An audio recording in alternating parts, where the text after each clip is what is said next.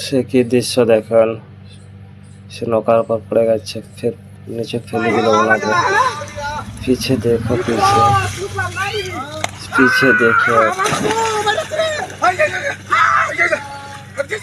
वाह, पीछे देखो भाई, पीछे देखो, पीछे से मार दिया इसको।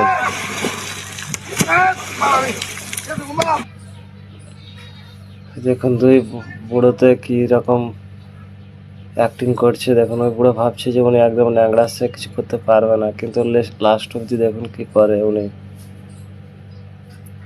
সে নদীতে ঝাঁপ দিচ্ছে একদম একদম।